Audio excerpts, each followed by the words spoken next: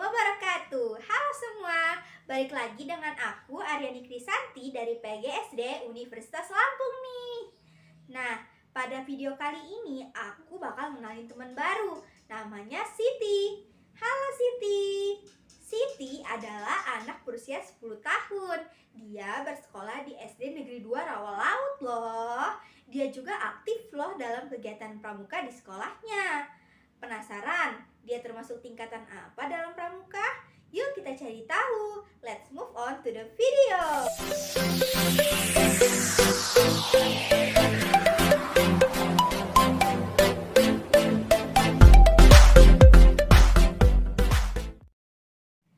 Oke, pada kesempatan kali ini kita akan membahas materi nih yang berjudul Pramuka Siaga.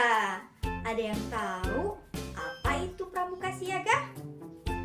Pramuka Siaga adalah sebutan untuk tingkatan pramuka bagi yang berusia 7 sampai 10 tahun. Berarti si Siti tadi termasuk ke dalam tingkatan siaga ya. Benar sekali. Kenapa sih disebut dengan siaga?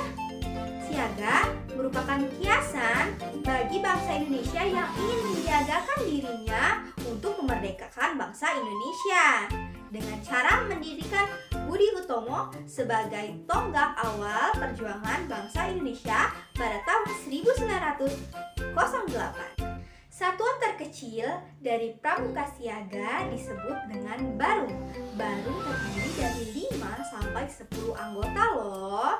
Setiap barung akan dipilih satu orang sebagai ketua, dan dari setiap ketua barung akan dipilih satu orang sebagai ketua utama barung atau biasa disebut dengan sulung. Dalam pramuka siaga terdapat tanda-tanda kehormatan. Yang pertama, Dwi Satya, yang kedua, Dwi Dharma. Teman-teman sudah pada hafal belum Dwi Satya dan Dwi Dharma? Jika teman-teman sudah hafal, yuk kita ucapkan bersama. Jika teman-teman belum hafal, yuk ikutin aku setelah aku mengucapkannya.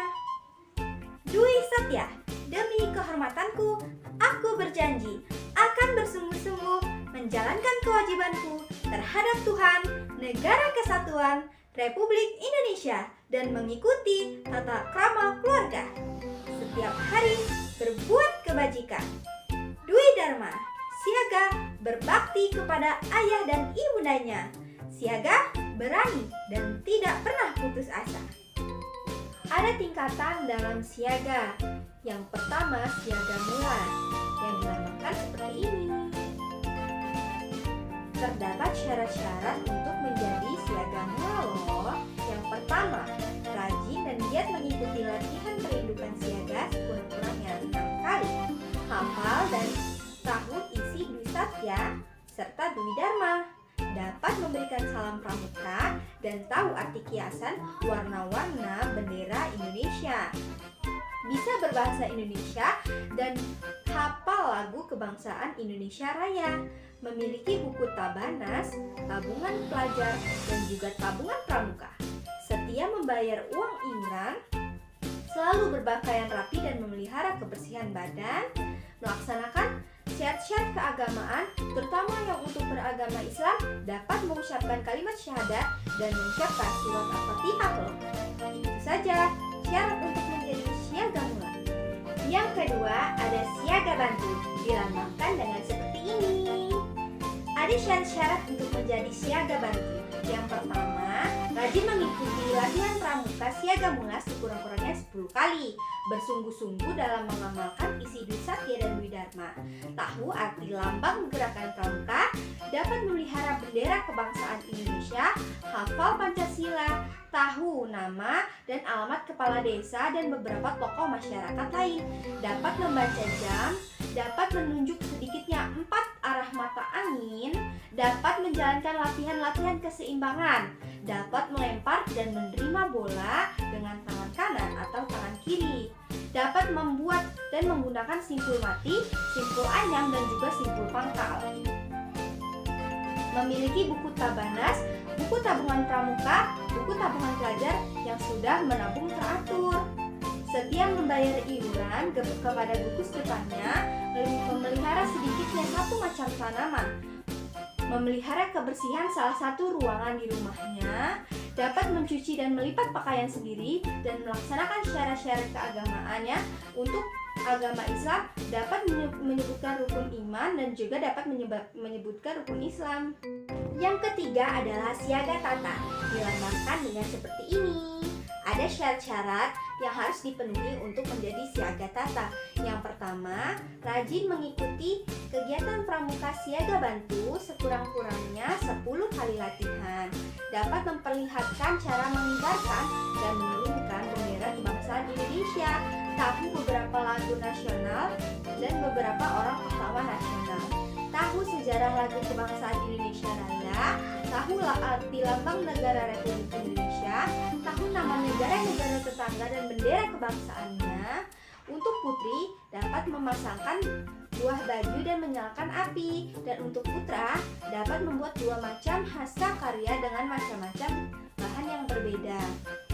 Dapat menyampaikan berita secara lisan, dapat mengumpulkan keterangan untuk memperoleh pertolongan pertama pada kecelakaan, tahu bahan makanan apa saja yang bernilai gizi, melakukan salah satu cabang olahraga atletik, tahu beberapa macam penyakit menular, memelihara kebersihan salah satu ruangan di rumahnya, di sekolahnya, di tempat ibadah atau di tempat lain, dapat menyajikan satu macam kegiatan seni budaya, tahu adat sopan santun pergaulan Indonesia, hemat dan cermat dengan segala yang miliknya, memiliki buku tabanas, buku tabungan pramuka, dan buku tabungan pelajar.